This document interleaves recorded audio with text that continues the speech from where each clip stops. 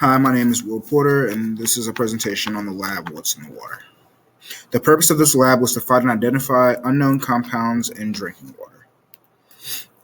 Here are some of the topics we're going to cover. What is an NMR and IR spectra? What is produced by these spectra? The results and how my compounds were found, what the unknown compounds were, and the effects on human health and the environment from my compounds. Now, a little bit of explaining of what NMR does, or what you can see with NMR. So just based on the compound's chemical structure, you can see that there is 3 peaks that the NMR spectra will show. This means that there is a C to H bond, a C to H bond, and another O to H bond. And now this ratio ended up being 3:2 to 1 because, as you can see, there are 3 hydrogens bonded to the carbon, 2 hydrogens bonded to the carbon, and 1 hydrogen bonded to the oxygen. So a little info about NMR and how it's found. So you first have to add 0.35 milliliters of an unknown sample with 0.35 milliliters of a denatured chloroform. It's put into an EFT 360 NMR spectrometer that uses a EM360A magnet that operates at 60 hertz. Reports to PNMR and an NMR utility turns the scan into a spectrum, allowing for the number of peaks to be found in the sample.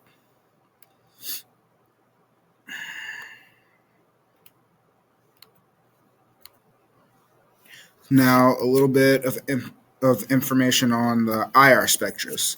Now, IR spectra shows what the functional groups are, but those can also be seen from the compound's chemical structure. As you can see, we have a C to H single bonded carbon in the first part of the chemical structure, and it also shows an O to H bond. Now, what the prediction table from the IR does, it tells us what compounds were found in the spectrum.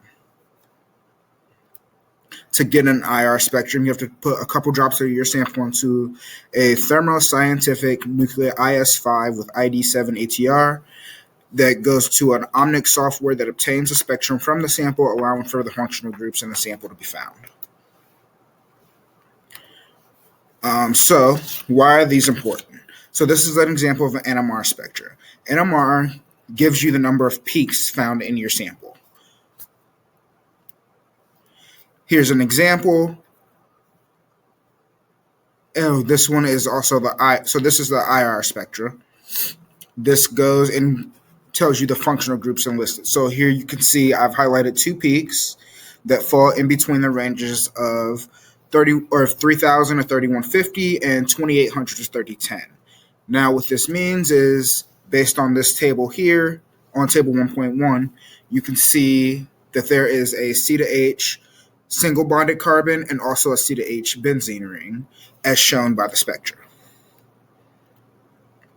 So based on my unknown sample, I went with my vial number 11, and this was the NMR spectra. This shows, if you're looking at the NMR spectra and you're looking at the table created here, you can see that there's only 1 peak, and that puts us down to 3 different options of what the compound could be, considering only ones that also have 1 peak are acetone, 1,2 dichloroethane, and benzene. So right there, that eliminates a lot off this list. Now, to further figure this out and figure out what else is in, or further figure out what the sample is, we also need to look at the IR spectra. Now, the IR spectra goes and shows the functional groups. As I showed before, you can see the 2957.66 falls into the 2800 to 3010 range, meaning that there's a C to H single bonded carbon. Now, there are, if you look at the end of the spectra, little small ones that could fall between the C to Cl range or the C to CBr or the C to Br, but with these spectras, those 2 samples are too small to really figure out which one is which. So basically what this does, now that we have it down to 3 possibilities, the C to CH single bonded carbon is only found in 1,2 diachloroethane. Acetane or acetone and the benzene did not have aceta-H, single bonded carbon, which eliminates those two and leaves us with the 1,2-diachloroethane. So effects on human health and the environment. If 1,2-diachloroethane is found in any rivers or any waters, it is known to evaporate pretty quickly, which can be in the air for up to 5 months. It is also known not to cause any buildup in plant or animal sources. There are no serious health effects for humans or the environment. And here are my sources.